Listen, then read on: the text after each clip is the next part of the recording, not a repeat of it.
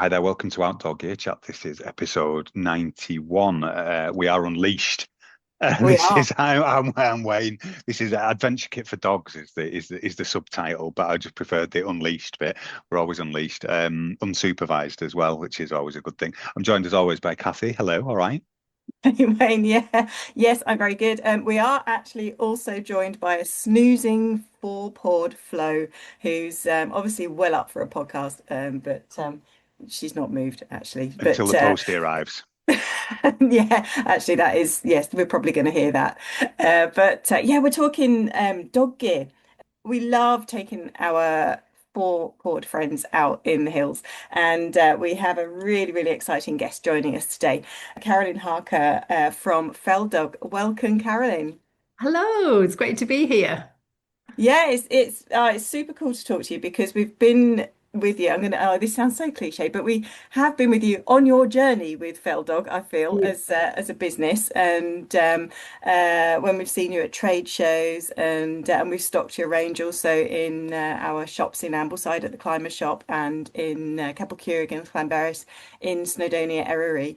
So yeah, actually I've lost count of the years. It's probably th 3, 4 years. I think so, yeah. It was really early days and I met Paul, the old manager from the climbing store. He approached me. I think I used to do markets at like Reghead, which is part of the Big Oh, Westmoreland yeah. for people who don't know. And he was like, I really like this gear. And I was like, thanks, we should chat. And it kind of stemmed from there. So you were literally one of my very first stockists. So I feel like I've really we've grown together as a brand, really. So yeah, I mean, I have to say, it's so lovely when you get companies who sort of take a chance on the little guys because not everybody does. And that's what we all need to get our foot in the door and helps us grow. And then we get more visibility. And that's really how we get to. But yeah, it's great to be described as unleashed as well. I'm up for that. I was like, yeah, unleashed. I like that. So yeah, so that's where it all started from for us. My background is clothing design. So I used to design. I'm by trade, I'm a technical clothing designer. So I designed for RAB for many years. I've designed for Berghaus. To be honest, I've on a freelance basis, I've designed for most of the UK brands that do anything technical and a bit geeky and a bit nerdy because that's what I'm really into. Oh, So you fit that's right into this podcast. Yeah, no, well, exactly. that's yeah, exactly, yeah. I just love buying gear and kit, and it's like you just can't have enough in my head, really. So that's where it all stemmed from. I mean, I studied clothing design with technology to start off with, so which basically means you know how to pattern cut, you know how to choose the right fabrics, you know how to it's you know about the construction and obviously the design. So some people from that kind of course would go into fashion, and I always knew I had no interest in fashion whatsoever. I like the idea of a garment having a purpose, whether it's and I often say, life-saving purposes. People don't realize that a jacket can save somebody's life. And I've always liked the fact it's got something gritty and there's something more to it than just a nice color. But I also love color as well. So it's kind of combining those two things. And yeah, I mean, I worked in-house for many, many years for brands and then decided, you know what, I'm going to have a go freelance and doing some consultancy work, which was fantastic for a year and a half. And then COVID just came Ah, in, hit me on the head. And I was like, yeah, great, thanks. yeah, I just thought, what yeah. am I going to do? Well, like, what am I literally going to do? I was a bit invisible, really, from a government point of view. So I had like no, nothing coming in, but I'm not a sit down person. I was like, right, I've got all these ideas. This is, and I remember I had clothing brand ideas, had everything. And I remember one of my friends was just like, just pick one and get on with it. That is exactly what I needed somebody to say that. Yeah, yeah. And I've always loved dogs and I know outdoor kit. And I thought, do you know what? I often used to, we had one of our very old dogs many, many years ago. I remember buying a jacket and I remember on the inside of this jacket it had metal press studs, which were so sharp. And Mm. that was a huge brand and it was a jacket. I mean, they still sell it now. And I thought, how's that? If that was a human jacket, that would Mm. never have got past design, product Yeah. development, QC, you know, all of those things. I was like, how has that got on the market? And I just thought I can do that better. So that's really where it stemmed from. And then so during COVID, I designed a few bits, I got my products just before the Christmas and rang around a few places to say, hey, are you doing any Christmas markets that I could be at? And I remember, funny enough, Reghead, which is where Paul actually met me, said, yeah, we're doing one tomorrow. And I was like, yeah, great, yeah, I'll be there. And I didn't even own a table. I can't believe I said But that's the way to do it, isn't it? Yeah, just go yes and figure it all out afterwards. You've got to do it when you stay out. And then I'm ringing around people, you need to get, who's anyone got a table? Yeah, have you got a table? Yeah. And I remember thinking, God, if I sell 5 collars, like I'll be over the moon. And I sold 5 collars within 10 minutes. It was wow, no way. Yeah, I literally couldn't believe it. It was just so exciting. And I was ringing my other half going, get all the gear and just bring it here quick. So yeah. Bring the sewing machine as well. I can I'll flog it as I make it. I feel like I've just been on this bizarre roller coaster ever since. And I mean, now I'm sat and we've got our own offices. It's insane. How did this happen? Because it was really supposed to be a sideline until my clothing design picked up again, you know, post-COVID. And yeah, so that's where Fell Dog really originated from. That's amazing. And that, you know, it's interesting you're telling that story, because when I came over and had a quick chat with you at Kendal Mountain Festival, and it was, and then saw you at a distance. I wasn't stalking you or anything. It was, you know, you were really busy with people really interested in your product. And that was, it was, you know, some of them had the dogs with them, which is obviously always a brilliant talking point, isn't it? And you've got I can't remember the specifics, but I think you were talking about with somebody who thought the dog might be between 2 sizes, and you were of your stuff, I think. And you know, it was just great listening to that interaction before I barged in and introduced myself. But yeah, it's phenomenal to hear you got so busy so quickly, and obviously it was a good gap in the market for you, wasn't it? Yeah. It's funny. I mean, it's interesting. People love to talk about their dogs. Yeah, absolutely. More so than, which, I mean, when I've worked at big brands, people would be like, yeah, I've got a jacket. And you'd have this sort of, but there's just something when people talk about their dogs, they light up. Yeah. And there's just something about it. So even sometimes people might not need a new dog jacket, but they'll come and have a chat with me and they'll remember, because we've had this. We've straight away got this bond. There's a connection. Yeah, absolutely. There's a connection, there's bond, because we both love stuff. So we get it. We get each other straight away. And it's really interesting. It's something I just never thought I'd have this sort of community which is being built around it. It's really interesting. Oh, that's lovely though, isn't it? Yeah. Can I lead us off track with an anecdote, because this is the way we work anyway. But yeah, I remember my old dog Jake, rest in peace, Jake the Wonderhound. We had I think it was rough wear or something like that, a jacket similar to the ones in the background, which won't help our listeners on that you've got there. And it was red and had some like fluorescent strips down the side. And I was training for the Lakeland 50 at the time, and Jake just used to run with us like however long, and we were doing like 20 odd mile training run that day. Came down off Kidsty Pike, and we were running into Mardale Head, and there was a bunch of lads they'd set up a tent and had cans of lager, and this one guy just said, "Oh, what's your dog's job, mate?" And I was obviously part of the way through a fairly long run and not in the greatest of humour. I was just like, but it's just a dog, mate. And we just carried on running. And it was that, you know, there's that, obviously it's in a bright red jacket on this dog. And I don't know whether he thought it was Mountain Rescue or a post dog or something like that. But absolutely. And it always stuck in my mind, because I don't know, it must be 10 years ago or something that happened. But yeah, this poor guy just got a grumpy runner going, it's just a dog, mate, what you on about? It's like, sorry. Anyway, back on track. Sorry. So I love that. Go on. Yeah. So you've done loads of work with some massively specific technical brands in the UK, and translating that into the stuff that's behind you, and like dog collars, dog jackets, dog leads, and all the rest of it. What makes them so technical? What are you wanting to provide within those? I mean, even down to my collars. I mean, I do have more collars on the horizon, which won't be like waterproof, but these specific ones, they're waterproof. They don't get smelly because of the nature of the material, so it's non-absorbent. So I always say stink proof rather than, in my old days, it would always be like, there's always a bit more terminology, but I think stink proof just like sums up dogs, doesn't it? It's a bit, absolutely, a bit more funny. And I've now upgraded all my buckles. So all my buckles, the Duraflex, which is one of the best hardware brands in the world, really, they are lockable. And it also holds up to 70 kilos, which is an insane amount. Yeah, And they're wow. tiny, they're lightweight. So for me as well, one of the biggest things I always think is comfort. And it's great to have all of these technical fabrics, but Mm, actually, if your dog's wearing that around the neck, you want it to yeah, be comfortable, even if it's got to be strong, it's got to be durable, but yeah, actually comfort's one of the first things that I look at on everything that I do. I mean, even the jacket, really interesting yeah, enough, there was this fantastic groomer who gave me an amazing review on Instagram. And she's one of these groomers who do the really wacky, they do pink poodles and they're amazing. And she's got this huge following. And she'd come to the Lake District on holiday and bought a couple of my jackets. And she's literally been raving about them. And it's because they're really lightweight and technical, but it's not so much that she's interested in. They don't, the dogs aren't matting. The fur's not matting. And right. that's something I hadn't really thought about. Yeah, I've awesome. got a long haired dog.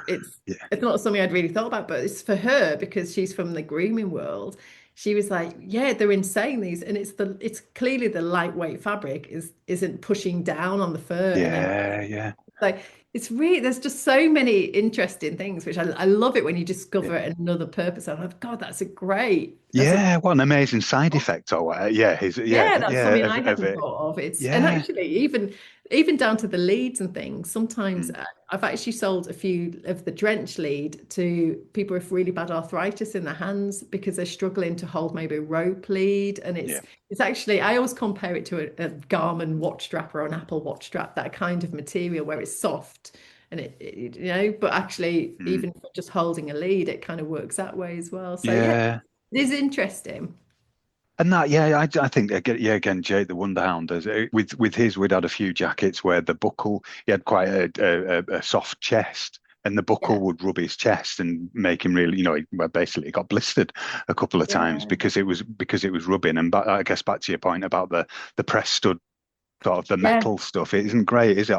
Because the Yeah, dogs are hard wearing on the top, I guess, but the bellies just don't tend to be, do they? Yeah, exactly. Yeah. And it's also even just making sure there's enough belly coverage, on yeah. jackets. So, because obviously they're Oh going to yeah, be picking up a lot more dirt especially if they've got shorter legs because they're close to yeah, the ground. So, yeah, Or if they're there's just a a Springer thing. Spaniel, they yeah, just yeah, attract mud. It Yeah. doesn't matter. You yeah. can just go for a From walk. where they are. Everybody else is out in like white trousers Young is and Yeah, filthy. yeah. white trainers, and they've got their dogs and they've just putting them in the back of the car. And I rock up like covered in jeans, covered in mud, wellies covered in mud, dog. Well, she's returned sometimes and she is liver and white, but sometimes she's just liver. There's just nothing, there's nothing Of course. else on Bits her of apart from a bracken white hanging off flash on her her. nose. Yeah, yeah. Yeah. I Yeah, love it. yeah, yeah. That's a sign of a good Yes. walk.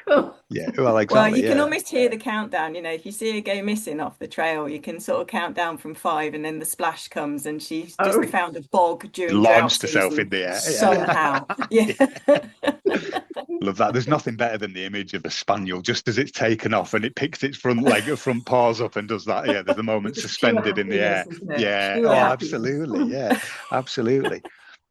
And yeah, just explain a little bit more about the dog collar thing for me, because I have another lurcher now.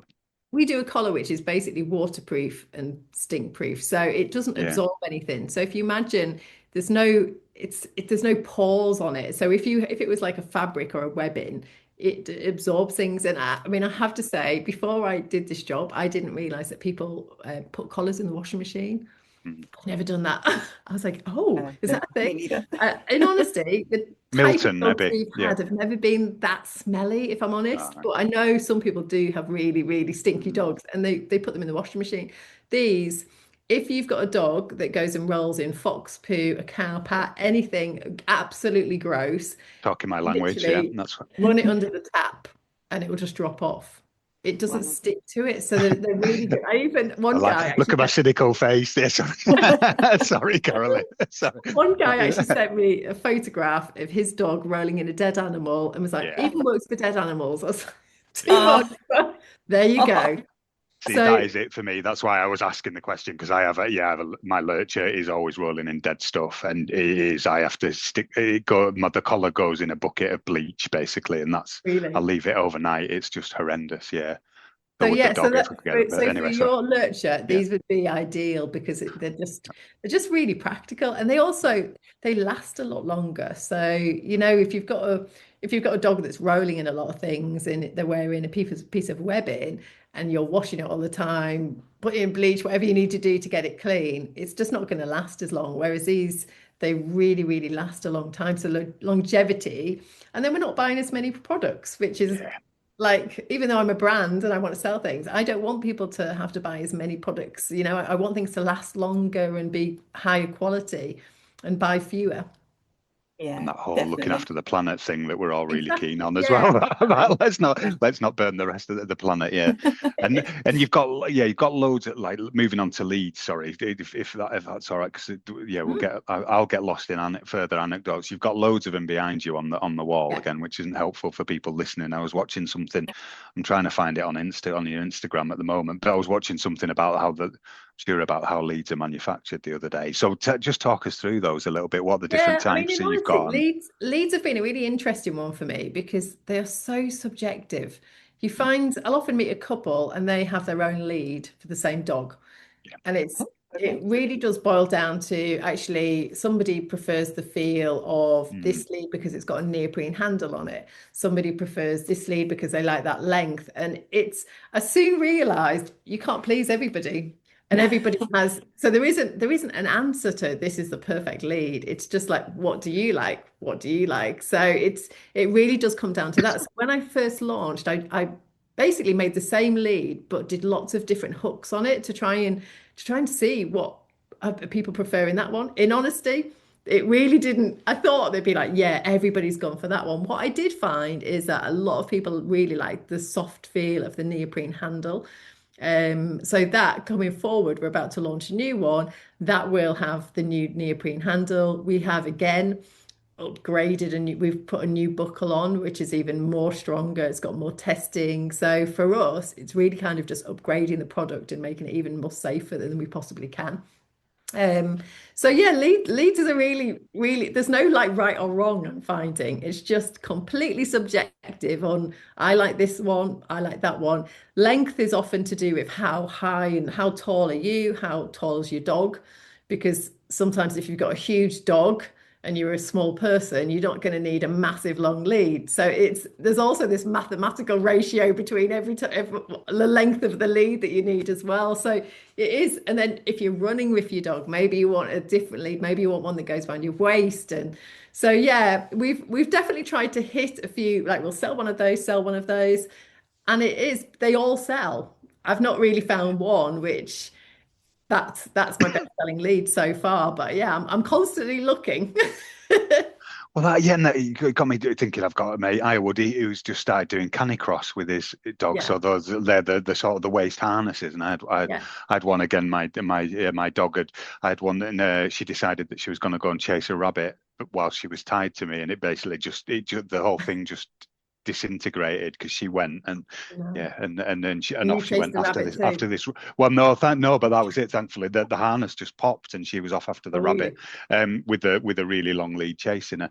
Didn't get anywhere near it, thankfully. But yeah, it was. But I guess those. It is a really specific thing, isn't it? Because there's a bit of elasticity in some of those sort of waist harness style Yeah, leads exactly. that you need. Especially if you've got a very big, strong dog, Mm. and maybe you're a smaller person. It's nice to Yeah, have that because otherwise, as you've just yeah, felt you're off. Yeah, explained there, you could like a just pull it. cartoon scene, So, isn't it? Yeah, yeah. yeah, but they're just completely subjective, and I mean, the good thing is with all the sort of markets and stuff I've done in the past, and all the country shows and those kind of things, and being at like Kendal Mountain Festival, you just talk to so many people, Mhm. and it's just such a good place for feedback. And you do find when you're a designer at a really big corporate company, you do kind of lose touch with the person who's actually buying it because there's so many other departments dealing with. So it's, for me, coming from a design background, it's really nice to actually be able to speak to the person who's buying it and get feedback. And people love to give you feedback. And I am all ears for feedback. I love it. I think that's how we improve product. And some feedback you get and you're like, yeah, it's not going to go anywhere, but some of it's really important. And yeah, so I think it's a good thing as a brand. You should always get as much feedback as you possibly can. I think that's a really important point or part of being a small business as well, because you've got no conduit, have you? Basically, that feedback's coming back to Exactly. you, and you can just with your next purchasing of buckles, for example, you know exactly, obviously with your skill set too and your experience, but you can pinpoint exactly what you want to achieve, and you Yeah. can act on that very, very quickly, almost with your next order. And bigger companies, they have so much inertia built in, they just can't react that Yeah. quickly. I've been Yeah, sat there in meetings and you feel from a yeah, designer, you want to be like, just do it. And yeah, you there's so much red tape in a big corporate company you have to go to just make what sound for us just talking, you just think, we would just change that zip. Just yeah. change it.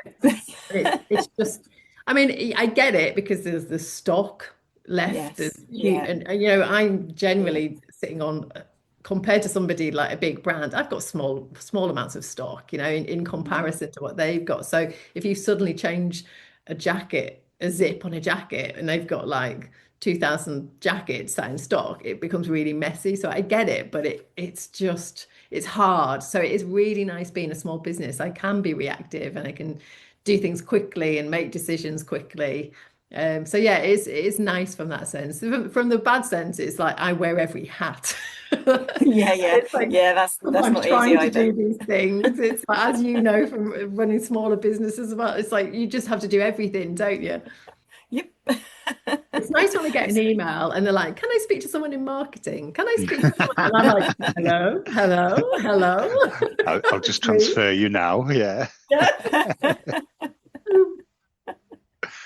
And going just moving on to some of the magnificent harnesses that you've got behind you. So I mean we've had a chat about fit, and I guess from in my head it's what Cathy says all the time. The best thing to do is to try it on, get your hound and try it in Absolutely. a shop or whatever. But particularly around the collar and the belly. But what would you say people should be looking for when I mean, they're with a harness, number one is fit. And I do right? think, like a running brand, if you were out going to buy a pair of running shoes or a pair of jeans, I think every body you on and every foot, you almost know your brand, don't you? You get to know over the years, you're like, oh, Levi's is good for me as an example, or like I don't know, Merrill or something like that footwear. And it's exactly the same for harness. I think every dogs come in every shape and size, and so getting a brand where you're like, you know what, I've got that harness and I know it fits really well. You want one which has got really good adjustment, ID4 adjustment, so you can adjust it across the shoulders and the belly and get that really nice fit. The thing I always look for is hard to describe over without being visual, but behind the elbow, and just to make sure it's yeah, long enough, because I often find on some of the cheaper harnesses, they scrimp on fabric, and what that means is it's shorter and then it doesn't it's almost it could cause some like irritation at the back of the dog's front paws.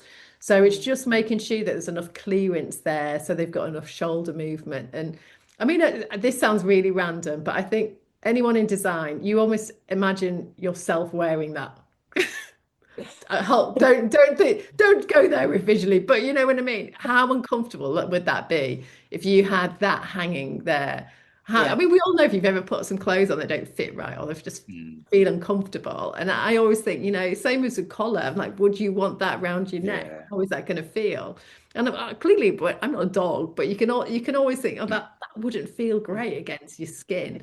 Or if it's a really hairy dog, I often think, well, if you had that where your hair is, how would that actually feel? And that's what enough people don't do, because I sometimes look at products and I think, how has that got to market? Because I can look at it and think that must be incredibly uncomfortable, or that's going to cause friction, or so that's the main things fit 100%. And I also think sometimes people buy a harness which could be a great fit, but then they don't adjust it properly, and you see mm, them and they're hanging long, and it's just making sure that people always for some reason want to make their harness bigger than it should be, and it does go under the same principle as a collar, i.e. the sort of two finger principle. So you should be able to slip two fingers underneath the actual harness straps, and that's fine.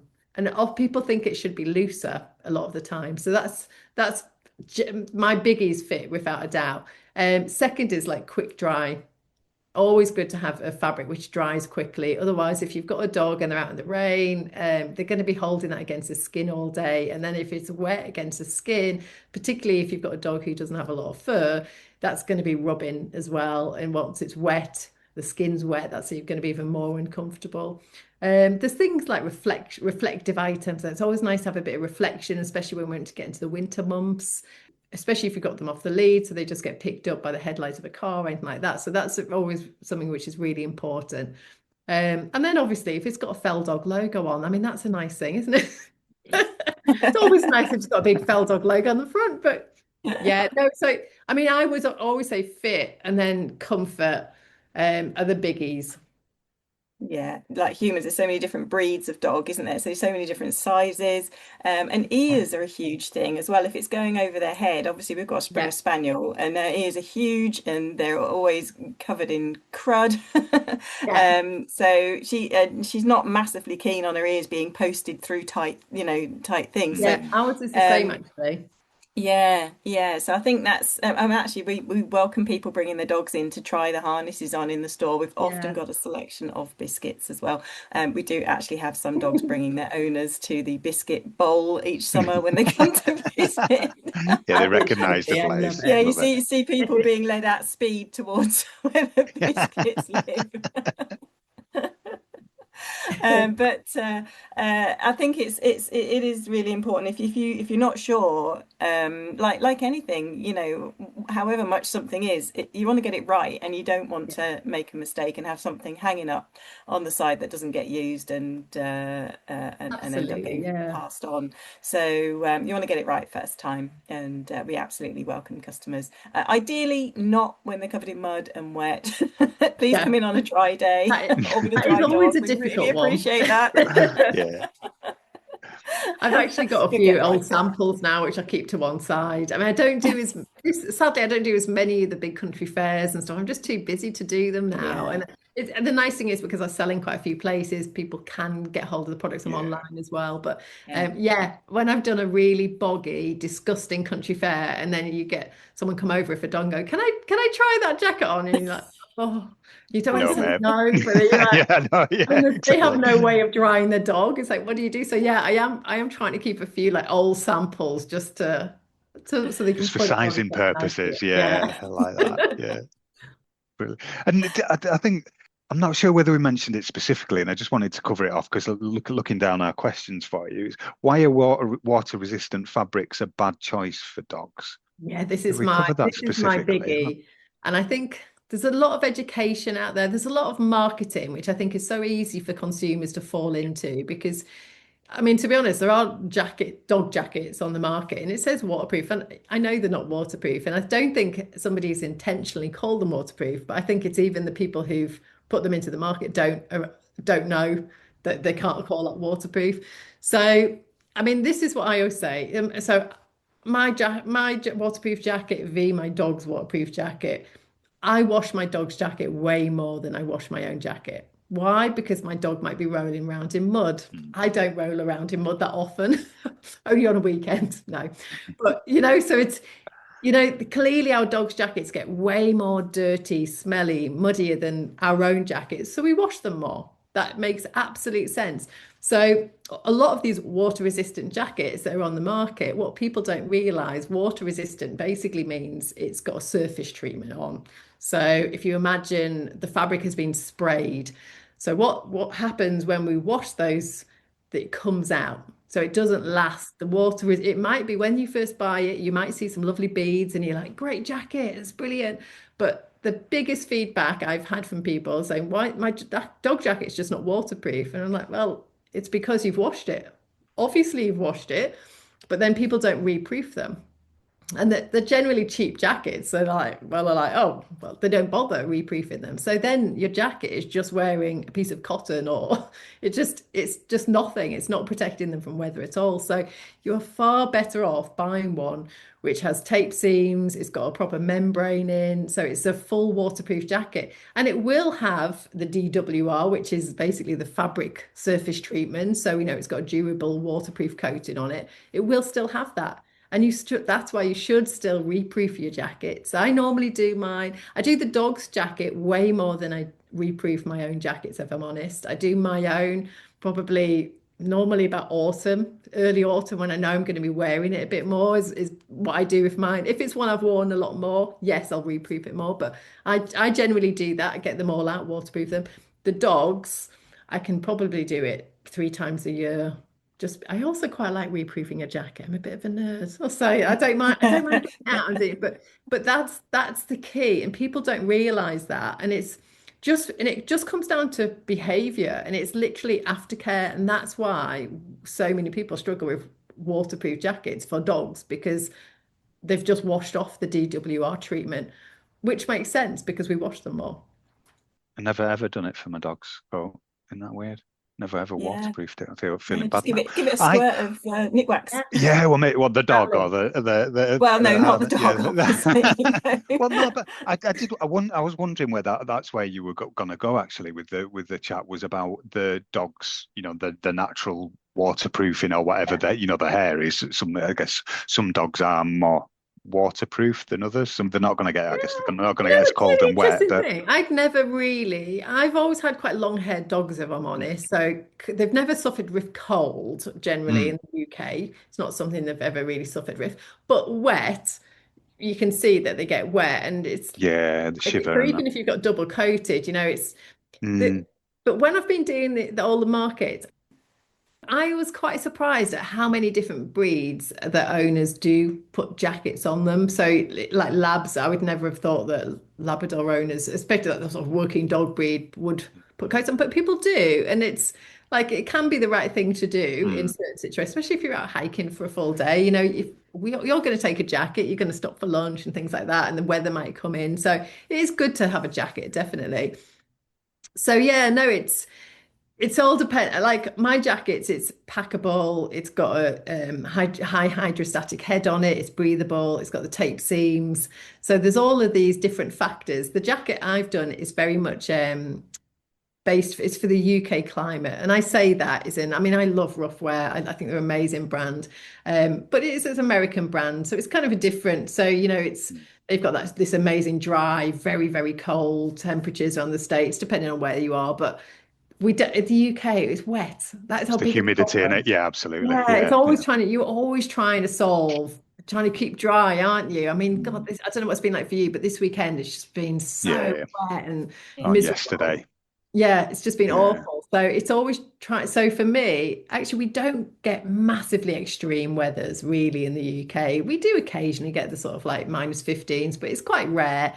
So for me, really, the problem that I really want to solve is how do we keep our dogs dry and keep like the wind off them, and but it's also a little bit of warmth. So the drench jacket, which I launched last year, it's really waterproof, but actually it's not super insulated. It's just on the inside, it's got a microfleece. So it's going to definitely keep the chill off the dog, but it's going to keep them really dry, which really that's a problem I was trying to solve. Plus, if it was super, super cold, you can layer it the way that we would put a fleece, then we put our waterproof on a colder day. And it's exactly the same principle. So it's really bringing that same design process that I would use for human brands into dog wear, really. So it's the same thought process. And I love actually the fact, as you said earlier, just going back to the grooming lady, explaining from her point of view, it's great Mm. because the fur doesn't mat. And I'm sure, as far as the dog's concerned as well, if their fur's not matting, that means it's working properly. So they've got that airspace to maintain their insulation as efficiently as possible as well. So Yeah, I that's really assume true. that can only be a really, really, really good thing. Yeah. And that'll come down to it being lightweight and waterproof, so the water doesn't get through in the Yeah. first place. So yeah, yeah. And it comes down to that comfort, doesn't it? I mean, we all know we're all in the same industry where we know where if you wear a nice, really nice fitting waterproof jacket, nice fabric, it feels great, doesn't it? And you can walk all day in and you don't feel like in the olden days you used to have these big sort of insulated, quite rigid jackets. Well, we've moved on from there and it's that comfort thing. So, I mean, my dog, to be honest, she's got 13 allergies. She's Oh very, gosh. yeah, Oh, she's very funny about her ears. She's very funny about her bum, and she can get quite itchy and all that kind of stuff. And So I've jackets, and it was always a no-go, but she wears a trench jacket. Ah, yeah, Really yeah. interesting. And I think it comes down to, again, is the fact it feels comfortable to wear. And she doesn't like getting wet. Unlike your Springer, she's just like, you know what? Let's go out when it's dry. She is funny. She will look, she's all right once we're out and it rains, but if she sees it's raining, she will hold her wee. I mean, it deserves some kind of award. It's insane. I don't know where she's putting it. Part camel. It is insane. And she will literally hold it till it's dry. And then she's like, right, let's go. But she will wear the trench jacket. And I think it is a little bit like the groomer had pointed out about that comfort feeling. It doesn't feel like she's got a jacket on so much. It's not crunchy. It's not making a lot of noise.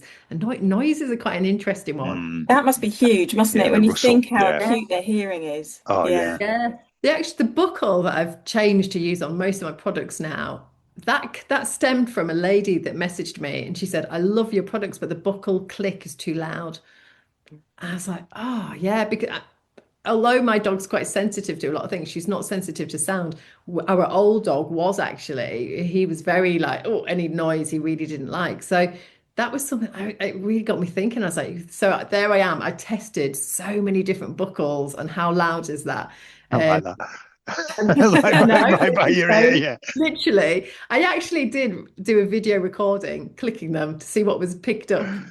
Oh, fantastic. Yeah, honestly, I can geek myself out with these things. But yeah, so I found one and I mean, apart from the fact it had loads of other technical properties, which I thought were just fantastic, you can literally close it without making a noise. No, So if you've wow. got a really sensitive dog, you can do it really slowly and you can lock it as well, which is great. So if you've got a dog which is a bit of a Houdini, you can pop a little lock on it as well, which is good. I could happily spend the whole day talking to you, but we try and keep our episodes to a certain time scale, and we need to get in the piece about mountain rescue and the Yeah. dog toy donation piece. So yeah, how has that come about, and what's it all about? Yeah, And I mean what is that it? came. I've got a lot of contact in mountain rescue, and one day a guy came over and was like, "Don't suppose you could use any old retired rope?" So for people who don't realise, after a certain amount of rescues, a rope has to be retired for safety reasons, even though to you and me, visually, it looks absolutely fine. And yeah, I kind of got my head scratched and I was like, this is just so wasteful. It's got to go somewhere. It's a shame it's going to go to landfill. I mean, they were trying to find climbers can't use it either, so they can't give it to a climber to use. So yeah, I was like, I thought, well, right, let me see. So I managed to make a knotted dog's toy. Super simple. There's not a lot to it, but I thought, what a lovely story. And then I was really keen to give something back because they were giving it to me for free. It was just a donation. I said, well, I'll give you 20% of my profits from all the toys. And that's really where it stemmed from. And yeah, I mean, we sell them at the climbing shop and they do really well with them. People love the story. Actually, one of the mountain rescue guys did tell me a very, very nice story that he was in the climbing shop and he said that one of your customers was looking at it and he said, yeah, as if that's going to be off a real mountain rescue. And he actually said, actually, I was on that mountain rescue and that rescue was rescuing a dog. And he said, that was Yeah. my rope. No, I was really. No like, that's way. great. He said, yeah. He said, the guy was like, that's amazing.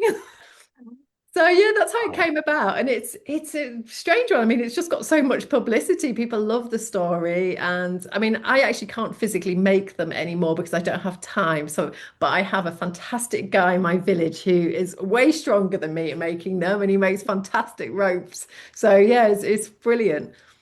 awesome. Love that. That's been episode 91, and that's just absolutely fantastic. Thanks for joining us. I know we've had some challenges in getting to talk to you for various reasons, and but yeah, it was well worth the wait on my part. Anyway, Oh, um, thank you so much. thank you. It's been fab. If you are interested in buying some of the Fell Dog range, we, of course, as we said, do have it available in our shop in Ambleside and also in Capel Curig.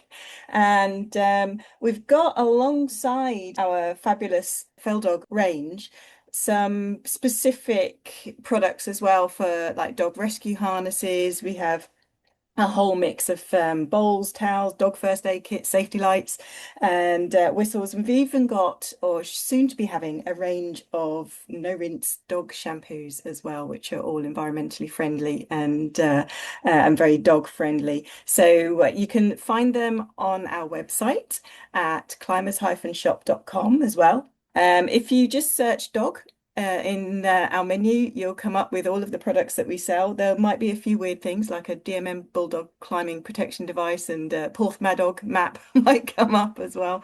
But that's probably the easiest way to find it. Otherwise, you'll find it under camping and gadgets and accessories. And you can also hop on for loads of additional information about getting out in the hills. Even Carolyn's article about how to camp with your dog is available on our Joe Brown Outdoor Academy website, which you just search joebrownoutdooracademy.com.